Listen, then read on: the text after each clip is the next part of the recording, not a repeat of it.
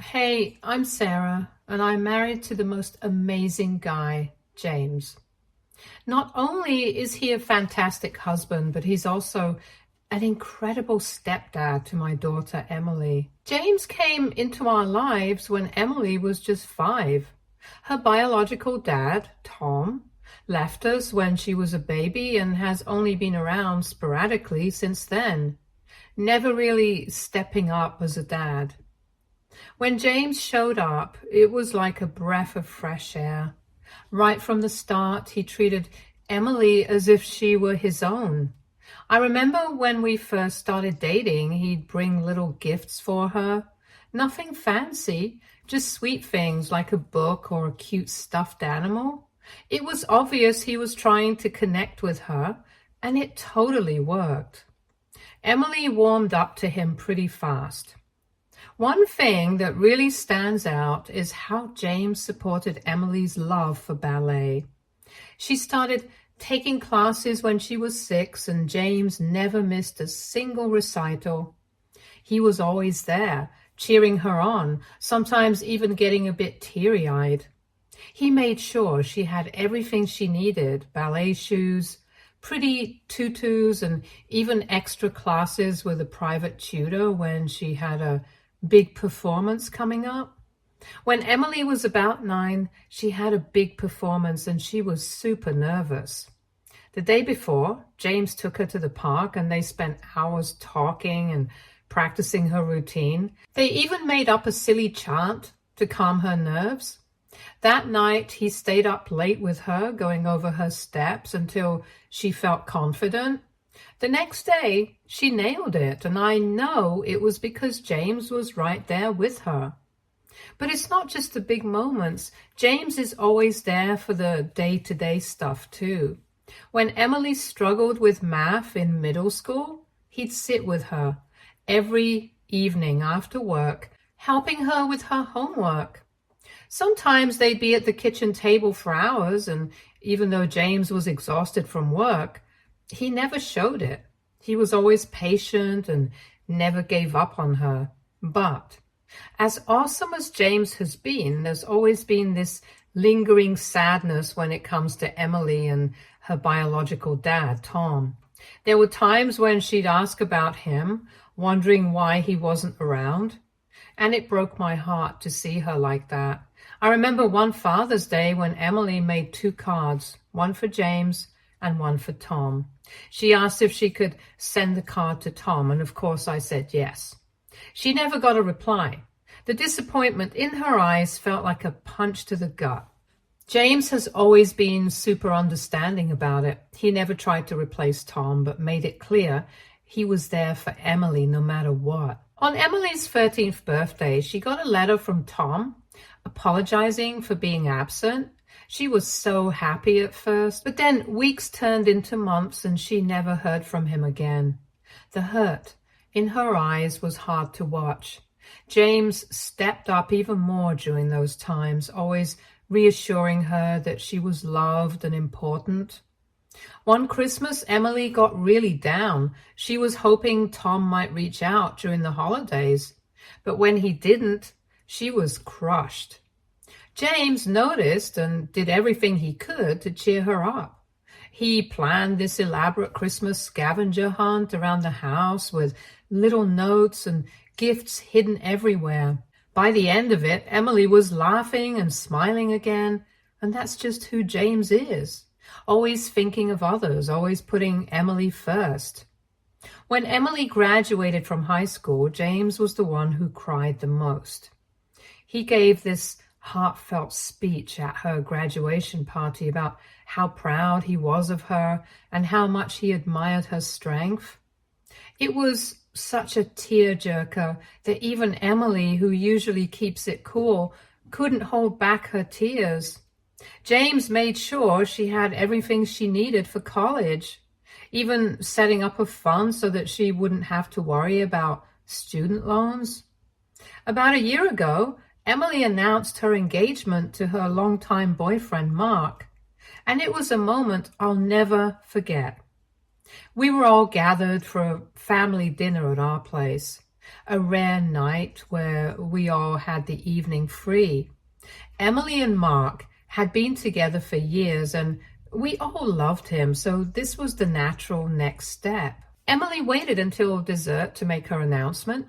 She stood up looking both nervous and excited and said, "Everyone, I have some news." I saw James's eyes widen with curiosity. Then she held up her hand, and there it was, a beautiful ring sparkling on her finger. "Mark and I are getting married," she said. The room erupted into cheers and congratulations. James jumped out of his chair, his face lighting up like a Christmas tree. He hugged Emily so tight I thought she might burst. The pride and happiness radiating from him were undeniable. He's always been so supportive of her, and seeing her so happy just made his day. He shook Mark's hand and pulled him into one of those manly, back-slapping hugs. James was the first to offer to pay for the wedding. "We want to give you the best day possible," he said, looking at both Emily and Mark. "Nothing but the best for our girl." Emily was over the moon and so grateful, hugging him again and thanking him endlessly. From that moment on, James was all in on the wedding planning. He was excited about every detail, wanting everything to be perfect for Emily's big day. We visited countless venues, tasted a ridiculous number of cakes, and sat through endless meetings with florists and decorators. James was there every step of the way, offering his input but always making sure Emily's vision came first. A few months ago, Emily started reconnecting with her biological dad, Tom. It came out of nowhere. Suddenly, Tom wanted to be involved in her life now that she's getting married. I was pretty skeptical given his history, but Emily was excited. She'd always wanted a relationship with him, so I understood why she was giving him a chance. At first, it seemed fine. Emily was happy, and it was nice to see her smiling about something that had caused her so much pain before. But then, her attitude towards James began to shift. It was subtle at first. She'd forget to invite him to important planning meetings or brush off his suggestions, things she used to really value. James noticed too, but he didn't say anything. He's always been the patient, understanding type. One night we were all having dinner and Emily was talking about some new ideas Tom had for the wedding. James offered a suggestion and Emily cut him off mid-sentence, saying, "Tom and I already decided on this, James." The look on James's face was heartbreaking. He just nodded and stayed quiet for the rest of the meal. There were other signs too. Emily used to ask James for help with things like fixing her car or going over her finances. But now she'd mentioned that Tom was handling it. I'd catch James looking a little lost, like he wasn't sure where he fits in anymore. He never complained, but I could tell it was getting to him. I decided to talk to Emily about it over coffee one morning. I gently brought up how she seemed a bit distant with James. I tried to be careful with my words, not wanting to upset her. "Emily, honey, I've noticed you've been a little distant with James lately. Is everything okay?" She looked at me, a bit surprised and annoyed. "Mom, you're overthinking it. I'm just busy with the wedding and reconnecting with Tom. It's a lot to handle." I didn't want to push too hard, but couldn't let it go either. "I get that, but James loves you so much. He's done everything to make sure your wedding is perfect. It just feels like he's being left out." Emily said she appreciated everything James had done, but insisted that Tom is her real dad and she wants to give him a chance to be part of this. Her words stung. I knew she wanted to bond with Tom, but I also knew how much James had given her and how much he loved her like his own. I told her I understood, but I didn't want James to feel pushed aside. He's been there for her through everything. Emily brushed it off, saying she wasn't pushing him aside, just trying to balance things now that Tom was back. Things didn't improve after that conversation. If anything, they got worse. Emily started calling Tom Dad in front of James, which she'd never done before. The first time was when we were all discussing seating arrangements for the reception. She looked at Tom and said, "Dad, what do you think about this?" James flinched, just a tiny bit, but I noticed. He excused himself soon after, saying that he had work to finish. I tried to talk to James about it, but he brushed it off, saying he was happy Emily was reconnecting with her father. But I could see the hurt in his eyes. He'd spent years being the dad that Tom never was, and now it felt like he was being sidelined. Emily started spending more and more time with Tom, going out for lunch, having long phone calls, and updating him on every little wedding detail. James was still there, helping and supporting, but it felt like he was becoming a background character in a story where he used to be the hero. About a week ago, during a family dinner, Emily dropped a bombshell that caught us all off guard.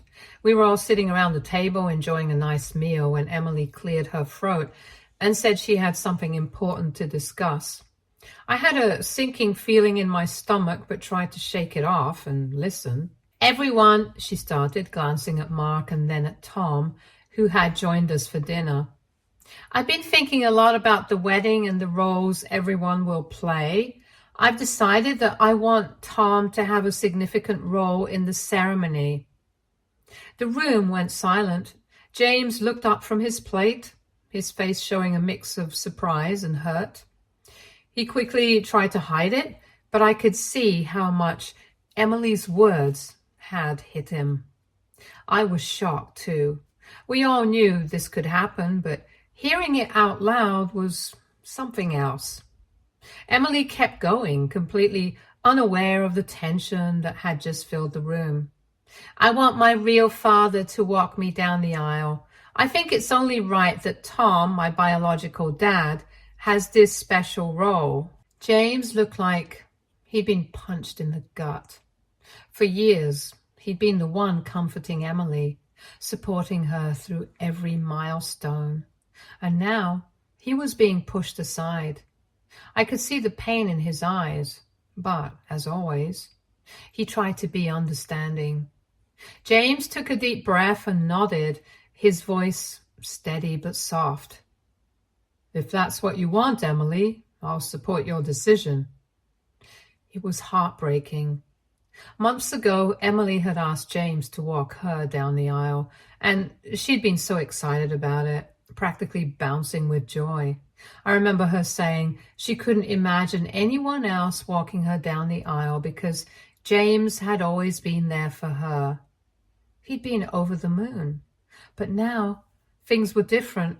Emily was wrapped up in the idea of having her real father play this big role, and she couldn't see how much it was hurting the man who had always been her dad, in every way that mattered.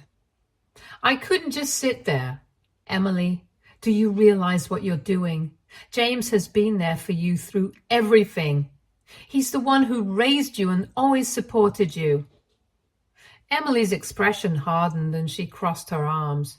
"Mom, I get that, but this is important to me. I want Tom to be part of my wedding. He's my biological father." I glanced at James, who was doing his best to keep his emotions in check.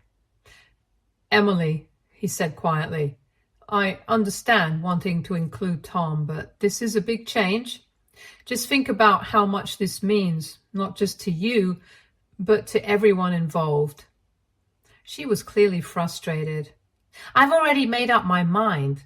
Tom is my dad, and he should walk me down the aisle. End of discussion." After that, dinner continued in awkward silence. James tried to keep the conversation going, but the hurt in his eyes was obvious. I felt so helpless, watching the man I love being sidelined by the girl he's always seen as his own daughter. After a lot of thought and heartache, I finally decided to talk to Emily about the situation. It wasn't an easy decision, but I'd been watching James, who'd put so much into making sure everything was perfect for her wedding, slowly getting pushed aside in favor of her biological father, Tom. I felt like I needed to draw a line somewhere. I told Emily that if James wasn't going to be considered a father in this wedding, if his role was being replaced by Tom's, then we should reconsider his financial support too. I made it clear that the money James had put into this wedding wasn't just a financial contribution. It was a gesture of fatherly love and support. If he wasn't going to walk her down the aisle, then it seemed only fair to rethink his involvement. I know that might sound harsh, but I was feeling torn. James had been more than just a stepfather to Emily. He'd been her rock, her constant support. And now he was being sidelined. It felt like a betrayal to see him overlooked in favor of Tom, who had been mostly absent from Emily's life. When I first brought it up, James tried to talk me out of it. He didn't want to make things worse or cause more conflict. He always puts Emily's happiness first, even if it means enduring his own pain in silence. He told me we should focus on making her happy, no matter how much it hurt him. But I couldn't just sit by and watch anymore. Every day I saw how much this was affecting James. His excitement for the wedding had turned into quiet resignation, and it was breaking my heart. I wanted Emily to understand what she was really doing, not just the symbolic gestures, but the real, tangible ways James had been a father to her. Despite James's protests, I went ahead and had the conversation with Emily. I sat her down and told her that if James was being pushed out of the father role in the wedding, then we'd need to reconsider his financial support too. I made it clear that this wasn't about the money, it was about recognizing the role James had played in her life. Emily was really taken aback by my decision. She seemed genuinely shocked and hurt, which wasn't what I was aiming for. I tried to explain that this wasn't about punishing her, but about making her understand that James's contributions weren't just financial. They were a reflection of his love, care, and deep commitment to her. If she wanted to change the narrative of her wedding to include Tom as a father figure, then it seemed only fair to rethink the role James had been playing in every aspect of the wedding. When I told Emily that James's financial support might be reconsidered if he wasn't going to have a role in the wedding, I never expected it to blow up like it did. Emily's reaction was intense and honestly pretty hurtful. She got really upset, accusing James of using his money to control and manipulate her wedding plans. It was shocking to see her go from being a loving daughter to feeling cornered and betrayed so quickly. The next thing I knew, Emily started spreading rumors among our family and friends, making James out to be some kind of villain. She claimed he was holding his financial support over her head to control how the wedding should go. It was so disheartening to see how quickly things spiraled. What should have been a simple discussion about family roles and contributions turned into a full-blown public dispute. This created a huge rift in the family. People started taking sides and the tension was thick. Some folks were sympathetic to Emily, wanting to include Tom more, while others felt James was being unfairly treated. I found myself caught in the middle, trying to defend James while also attempting to keep the peace. Amidst all the chaos, I asked Emily why she didn't ask Tom to help pay for the wedding if he was suddenly so important to her. I thought it was a fair question, especially since Tom had become such a big part of the wedding plans. Emily told me she had asked him, but he said he didn't have any money saved up for something like that. James was completely crushed by Emily's accusations, saying he felt betrayed and doesn't even cover it. After everything he had done for her, the last thing he expected was to be made out as the bad guy. His feelings were raw, and it was heartbreaking to see someone he cared for so deeply turn on him like that. After a lot of soul searching, James made the tough decision to step back entirely. He decided he couldn't keep being involved in the wedding, emotionally or financially. It was his way of protecting himself from more hurt and making a statement about how deeply he'd been wounded. It wasn't an easy choice, but he felt it was the only way to maintain his dignity and sanity after everything that happened. The impact of James's decision was immediate and huge. Without his financial support, the wedding preparations turned into chaos. Emily had been counting on James's contributions to cover a big part of the costs. Now, with that funding gone, she was left scrambling to figure out how to make up the difference. The stress and pressure of trying to manage the wedding expenses on her own were overwhelming. In the end, Emily had to scale back a lot for the wedding. The beautiful venue she had her heart set on was the first to go. It was one of those dreamy places that looked straight out of a fairy tale. But without James's financial support, it was simply out of reach. She had to settle for a much simpler location. A few things were already paid for, including her dress, so at least that remained untouched by all the chaos. As the wedding day got closer, it became clear that James and I wouldn't be attending. The tension and hurt were just too much, and we felt our presence might cause more drama. We didn't want to add any more stress for Emily on her big day, so we made the tough decision to stay away. A few days after the wedding, Emily called us. That conversation was one of the hardest I've ever had. She told us we had ruined her wedding, saying our decision to withdraw support and not attend had cast a shadow over what should have been the happiest day of her life.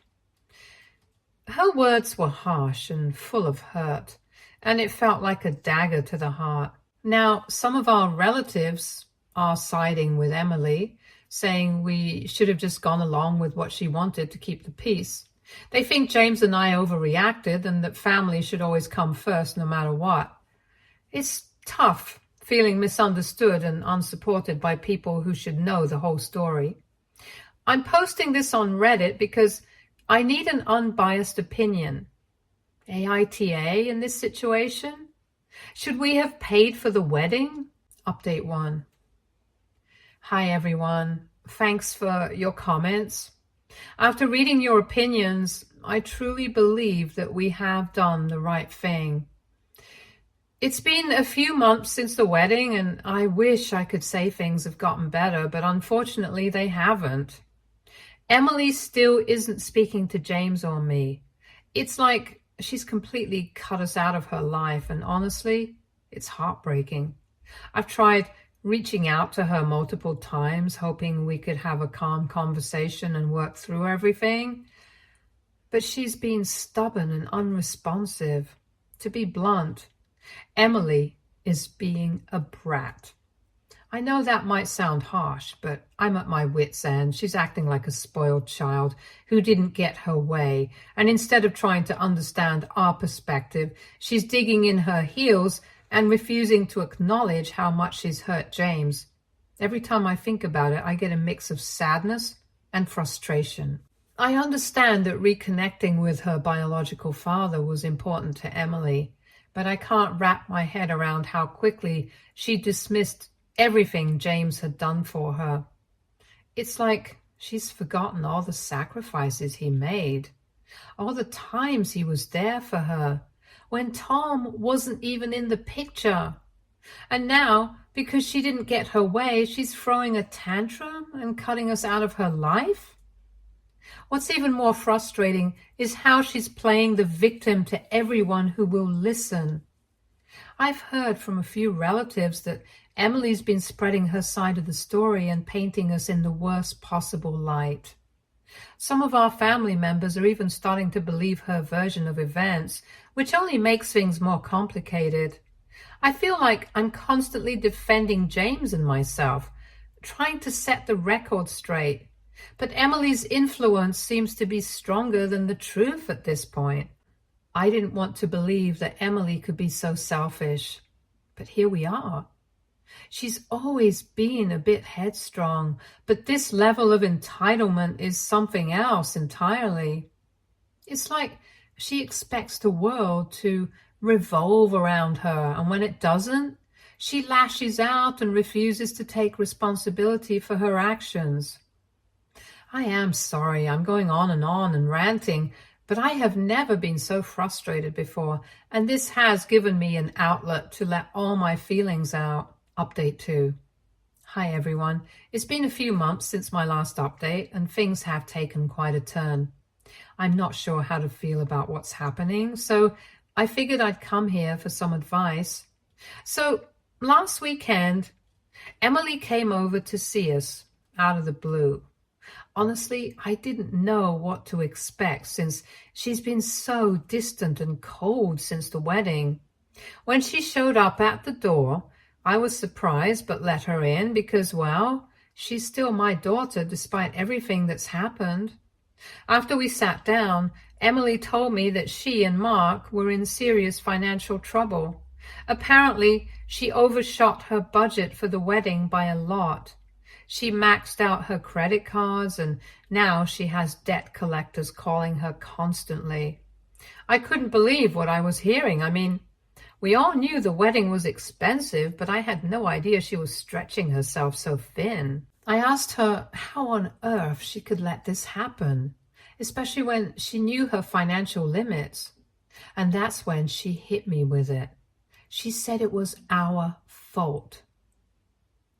She was expecting our help with the wedding, and when we pulled out, it left her scrambling. My jaw practically hit the floor. Our fault? After everything that went down? After she pushed James aside and said those horrible things about him? It took everything in me not to lose my cool right then and there. James wasn't home at the time, so it was just me and Emily. I took a deep breath and I asked her, "Why don't you ask your dear dad, Tom, for money?" I know it was a bit snarky, but I couldn't help it, after all the pain she put us through for that man. She looked down and told me that she already did, and surprise, surprise, Tom refused. I shouldn't be shocked, but honestly, it still stings to see her so let down by him, even if part of me saw it coming from a mile away. Then she started begging. She said she didn't have anywhere else to turn, and even said she'd be fine with a small loan that she'd pay us back. I could see the desperation in her eyes, and that broke my heart a little. Despite everything, she's still my little girl, and seeing her like this was tough. But at the same time, I couldn't just forget what had happened. The accusations, the way she treated James, it's all still fresh in my mind. I told her that a lot had happened, especially with her accusations, and that I needed some time to think about it. She seemed disappointed, but said okay and left. Now I'm stuck in this awful position where I have to decide what to do next. Part of me is worried about telling James. I know he would jump at the chance to help Emily because not contributing to her wedding has been eating him alive. Even though he stepped back, I know it's been hard on him, and I can tell he's still hurt by the whole thing. But another part of me feels like helping Emily right now would just be enabling her behavior. She needs to understand that actions have consequences. She can't just come running to us whenever she's in trouble, especially after the way she treated us. What do you all think? Should I tell James about Emily's request? Should we help her out, or is it time for some tough love? Any advice or perspectives would be really helpful right now. Thanks in advance. Update 3. Hey everyone, just wanted to give you all an update on the situation with Emily. So after spending a lot of time mulling it over, I decided to tell James what had happened when Emily came by asking for money. I knew he'd have strong feelings about it, and honestly, I was nervous about how he'd react. Well, as soon as I told him, James didn't even hesitate. He picked up the phone right then and there and called Emily. He asked her how much money she needed, and when she told him the amount, I could see the shock on his face. It was a lot. We're talking more than just a little help. This was a significant sum. But without missing a beat, he told her to come home the next day to pick up a check. After he hung up, I asked James if he was really sure about this. I mean, after everything that's happened, after the way she's treated him, I wanted to make sure he wasn't just reacting out of emotion. I told him I'd understand completely if he didn't want to give her any money. But James, being the man he is, just looked at me and said, "She's still our daughter and I love her, despite everything that happened." That hit me hard. Even after all the hurt, James still has such a big heart. He's always been the one to forgive easily, and I think that's one of the reasons I love him so much. The next day, Emily came by to get the check. I had spent the whole morning thinking about what I would say to her. I knew we couldn't just hand over the money without setting some boundaries. When she walked in, it was a bit awkward at first, but we sat down and I laid it out for her. I told her clearly that this wasn't a handout, it's a loan. And we fully expect it to be paid back as soon as possible. I needed her to understand that this wasn't just us bailing her out because she made some poor financial decisions. She needed to take responsibility. To my surprise, Emily said she understood. She didn't argue or push back. She just nodded, and then out of nowhere, she hugged James and me. It was a moment that caught me off guard. Part of me wanted to melt into the hug and pretend like everything was fine, like we were back to the way things used to be. But another part of me, probably the part that's been hurt so much by all this, couldn't shake the feeling that her intentions weren't entirely pure. I mean, I want to believe that Emily is genuine in trying to make things right, but I can't help but feel a little suspicious. After all, she hadn't spoken to us in months, and not until she needed money. And while I know that as parents it's natural to want to help our kids, I'm still struggling with this uneasy feeling that this reconciliation is more about the money than about truly mending our relationship. Maybe I'm overthinking, but something just doesn't feel right. As parents, we feel this responsibility to make sure Emily doesn't end up in financial ruin. And that's why we ultimately decided to help her. But I can't help but wonder if we're doing the right thing. It's hard to know where to draw the line between helping and enabling, especially when it's your own child. Thanks again for listening and offering your advice. It really means a lot to me to have this space to share and get some outside perspective. Stay tuned for more stories from Our Girl Relationships.